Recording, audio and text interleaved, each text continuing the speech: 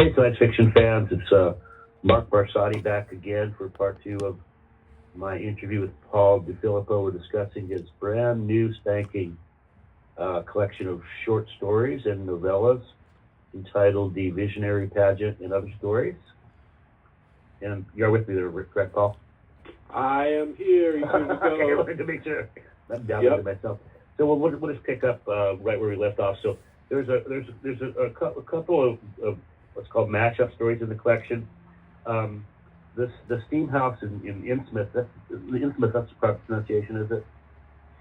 What about Innsmouth? I missed that, Mark. The steam house of Innsmouth.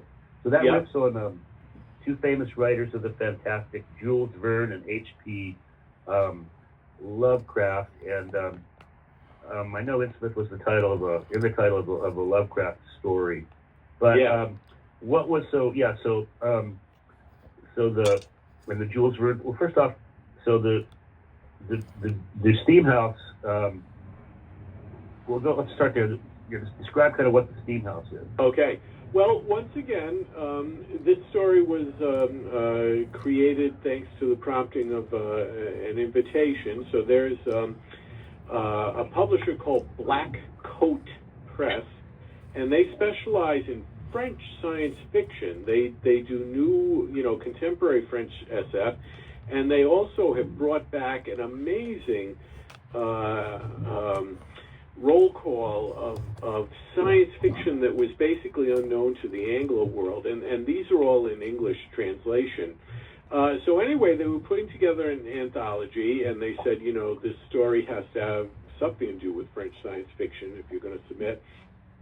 And I tried to pick the most obscure Jules Verne novel I could, because, everybody writes like a sequel to Journey to the Center of the Earth or 20,000 Leagues. And what was the novel? It's called The Steam House. Okay. And so, it's called The Steam House, and it sounds like a sauna, but what it is this motley group of adventurers, like a retired soldier and some companions, they decide that they'd like to travel around India, but the conditions are so the living conditions are so bad and repugnant. If only they could bring their own living conditions with them. So they create, and this is so totally indicative of how India was viewed. They basically build this RV. It's basically a steampunk RV. They build their living quarters, on wheels, and then to power it, they create this enormous land steam engine. And it runs on wheels, not tracks, but it's basically a giant railroad engine. And then, because they're going to be in India, they say we should look authentic, and they put a facade of a giant elephant on top of the locomotive. So now you've got this steam elephant pulling the living quarters along through rural India, and they have all sorts of adventures. So I said, well, this is just so bizarre. It appeals to me, and so I had to bring them to America. So at the end of the adventure, the original Verne's adventure, they all go their separate ways. They say that was fun, and I think the steam elephant gets destroyed, if I recall correctly. So I brought them all to America, and I had, with American ingenuity, they recreated the steam house, but instead of an elephant, it's a giant buffalo, because this is America now. You can't. And instead of like towing along a French chalet, like the original, they're towing along a teepee, because it looks, this giant teepee, right? So what are they going to do with this thing? They have to have some kind of adventure, and that's where the Lovecraftian stuff comes in.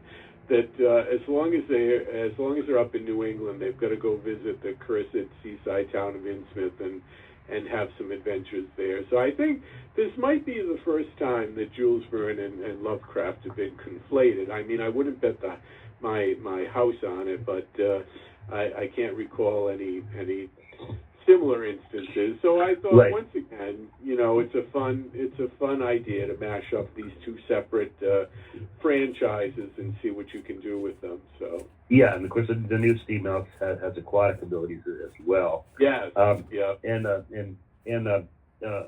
So Infamous, if I recall from the Lovecraft story, it has sort of a kind of a demon haunted town. There's a lot of supernatural and Lovecraftian type entities roaming around there, and they're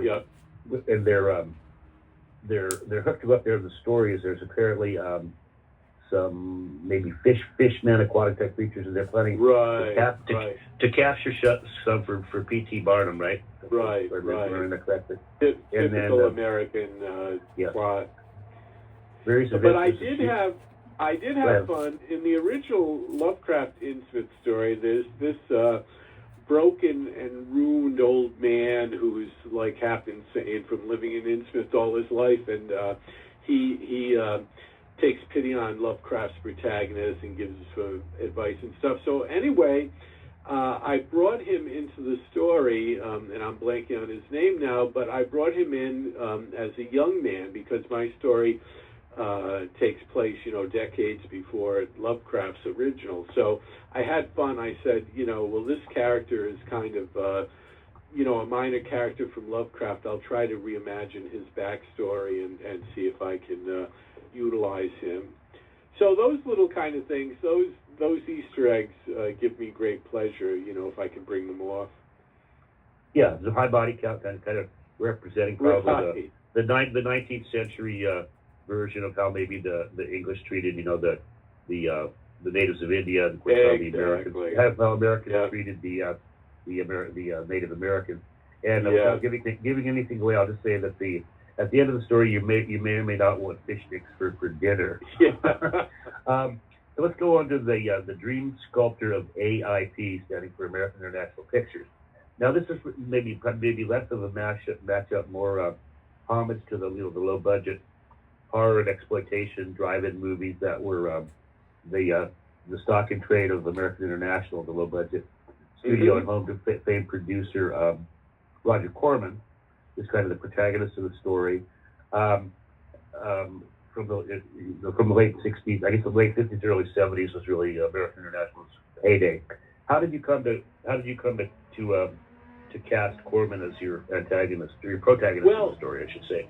Well, once again, I'm going to, there's an old joke about writing, is that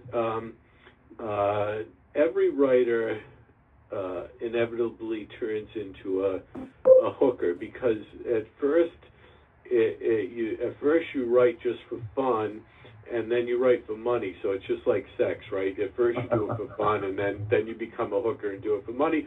So once again, I don't. That's like the writing goes. So right. So I don't want to sound too much like a professional who's hired for their entertainment value, but I guess that's what we all are to some extent. So in any case, this was another invitation. It's a book of stories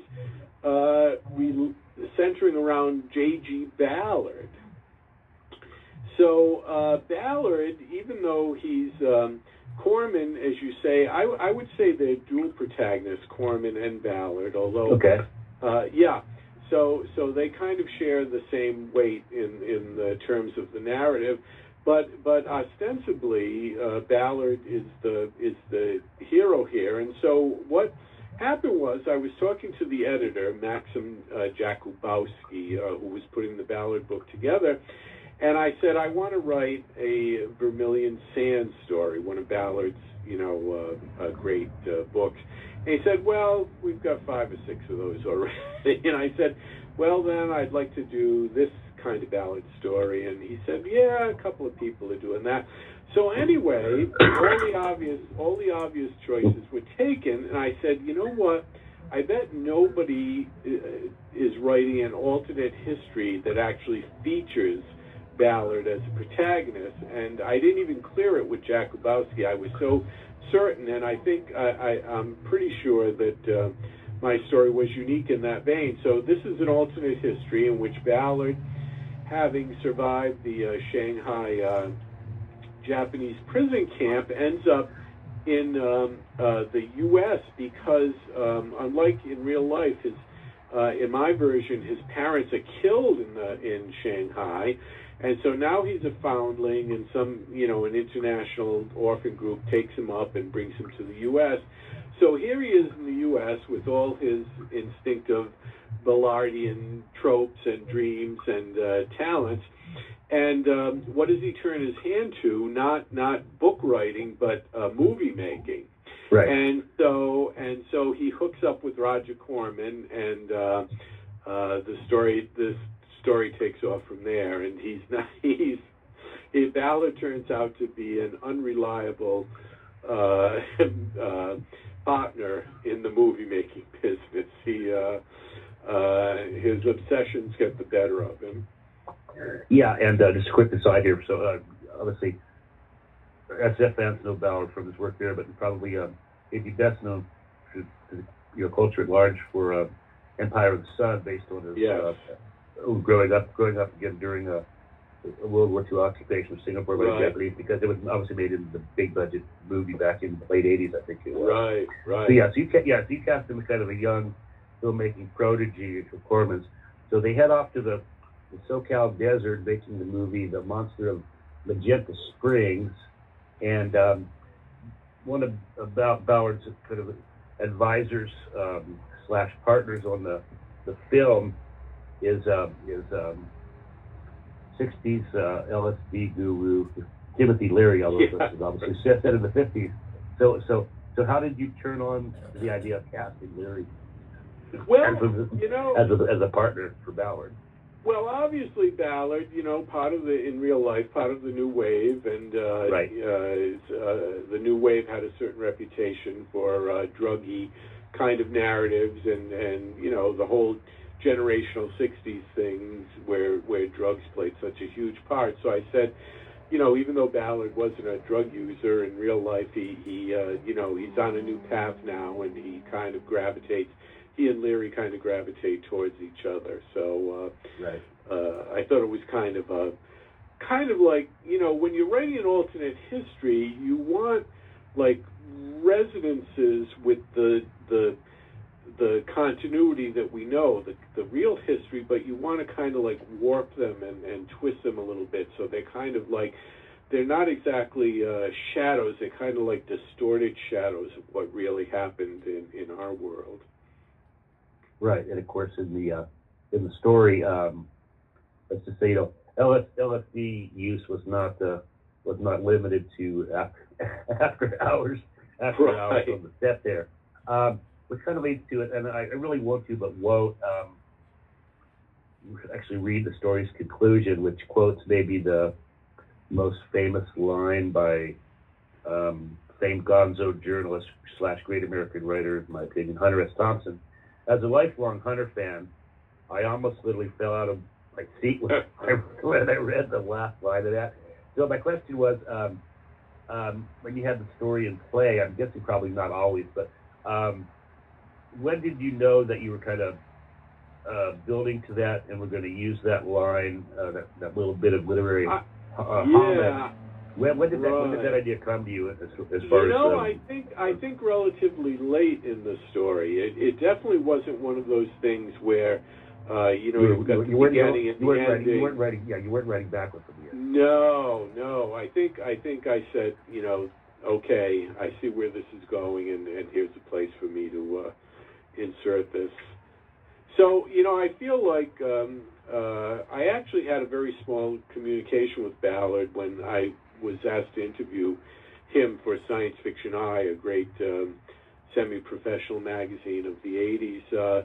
But I feel like I probably should send his estate like some portion of my meager earnings, because this is the second story that I've inserted him into. He's also in my story, The Happy Valley, which is another alternate history set in Africa, and I've got I've got the young Ballard appearing in that. So I've now used him twice, and I feel like I probably owe him something significant.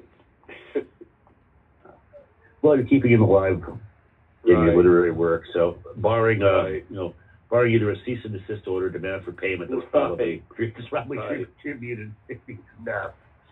Okay, let's move on to the. So again, the novella World Shifter begins the book, and the titular visionary pageant arrayed before her closes the book. This one, again, not really so much a matchup, but it kind of mixes a sort of mix of Victorian era romance comedy of manners meets a supernatural occult thriller, and again, beyond the usual question of where do your ideas come from? In fact, you may not know this, but Harlan Ellison had a stock answer for that question because he was so tired of being up for so time, and he would say that we'll get the exact quote here, but he said he subscribed to a subscription service for whatever it was, $19.95 a month, and they sent him a 6-pack of right, I recall. That's a great Ellison quote. I think the service was based in New Jersey, wasn't it? Yeah. I think he said they came from New Jersey. And the funny part of that was he actually had some people, and obviously this is like a fan type question stuff, so it's not surprising. But people actually asking for the address, right? Because they wanted that 6-pack of ideas. So anyway, But anyway, so in general, so I know you didn't get it from New Jersey. So where did the idea from this one come from? Well, and do you think it's specific, or was it kind of a slow evolution? So this is totally. You have to really stay open to any chance influence. So this one I can nail precisely. I was at my neighborhood local used bookstore, and they have a dollar box the woman who runs this bookstore, who owns it, she puts out stuff in the dollar box that really... What's the name of the bookstore, just to give them a plug? Of course. It's called Paper Nautilus, which is... Paper Nautilus is actually kind of a sea creature. In what town? But I guess, having the word paper in it and Nautilus sounds like... What town is the store in? It's right here in Providence. It's literally like 2 blocks. It's literally like 2 blocks away from me. So, perfect.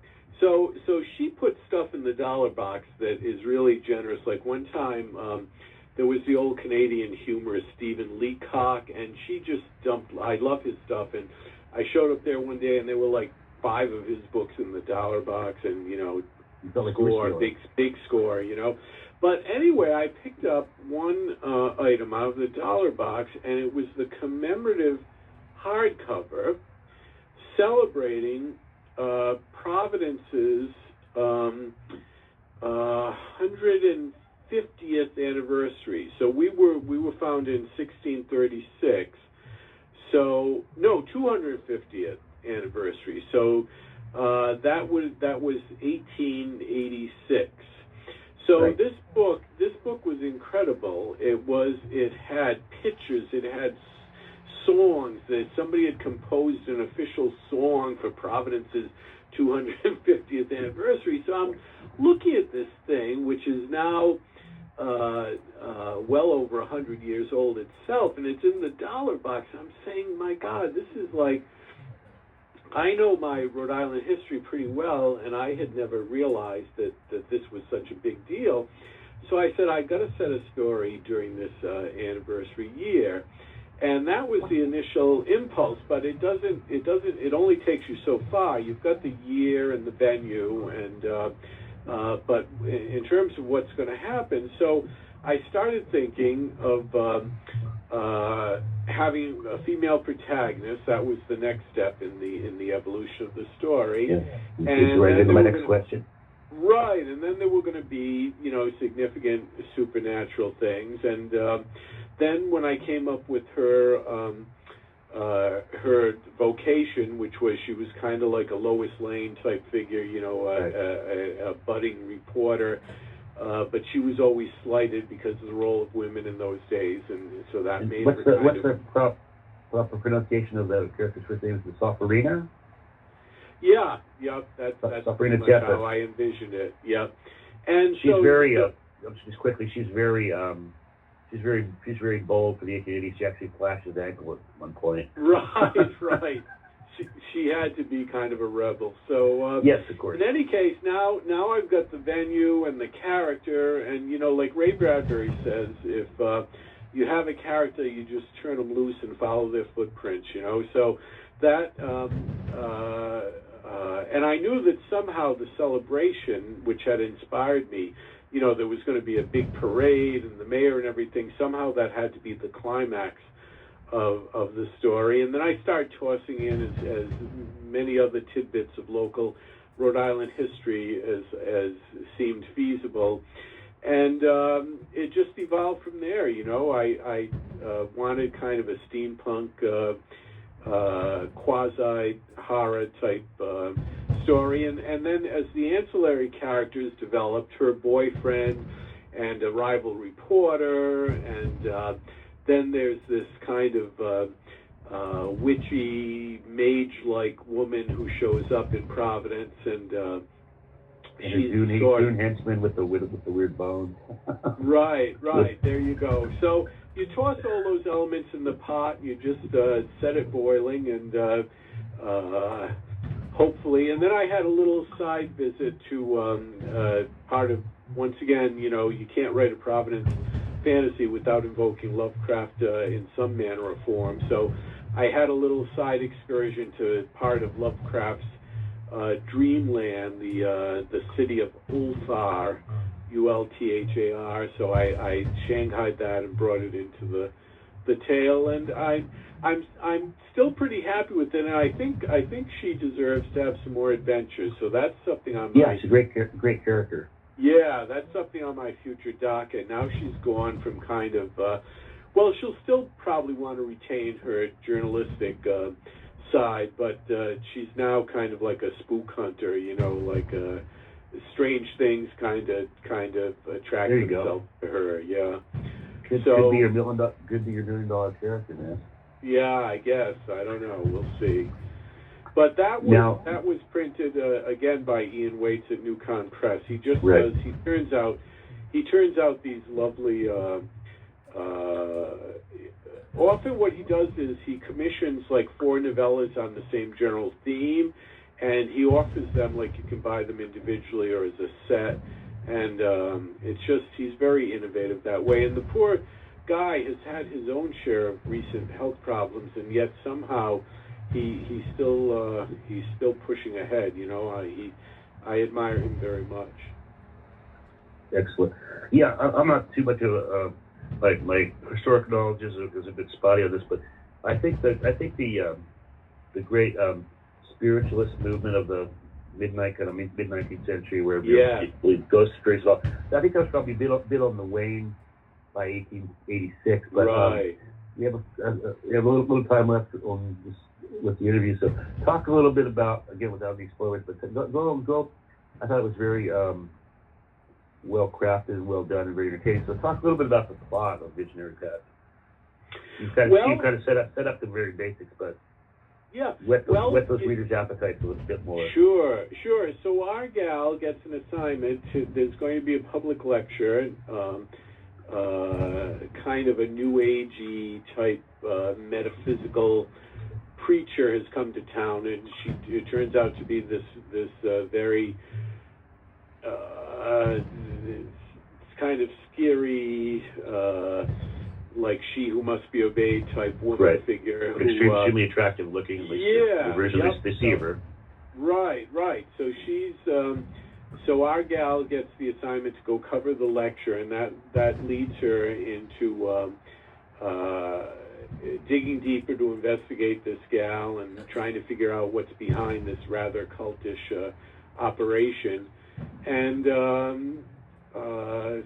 of course her rival on newspaper, the male rival, who eventually supersedes her boyfriend. You know, she's hooked up with this kind of wimpy guy who doesn't really appreciate her, and her rival, you know, once again trotting out the good old Lois and Clark dynamic there, where it's you know, they have kind of a rivalry, but it turns into a mutual admiration society, if not a love affair. So that's always a classic motif that I think still has a lot of legs in it. So so anyhow, I get them out of the city at one point to kind of rural Rhode Island, which once again was the rural precincts of Rhode Island.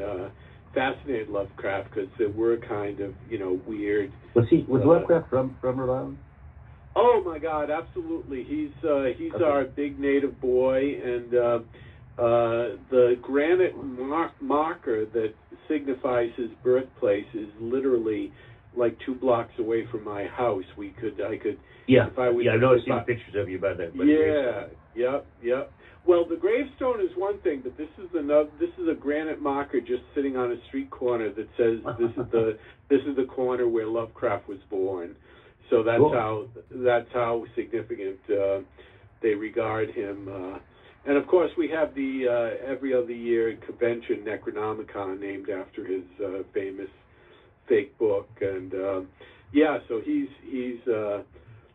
big doings here. Although, of course, you know, with his infamous attitudes, a lot of people take umbrage at him getting so much honor. And in fact, there was a project, and I haven't heard a word about it, but there was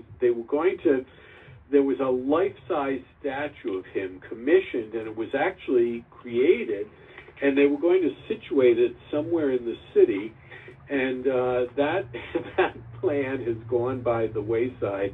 As far as I know, it's kind of dropped off the map, and I think a lot of it is from the attention that his racial prejudices has gotten lately. I think they'd be opening themselves to a lot of protests if they ever tried plunking this life-size statue of Lovecraft down in the middle of town. Yeah. So quickly, just getting back to the stories. Yeah. So so basically, I mean, at the end, again, I won't give it away, but it turns into a race against time. The cultists are planning to open the dimensional doors during the great 250th celebration, and Sephiroth and the good guys sort of have to try to ride to the rescue. Right. And there's an old scientist or an old academic professor type character who hopefully is very lovable and ends up making a sacrifice, and all the good. You know, you can take those cliches of Victorian literature and kind of rehumanize them and recast them in a more modern light, and I think they still work. You know, they're still appealing.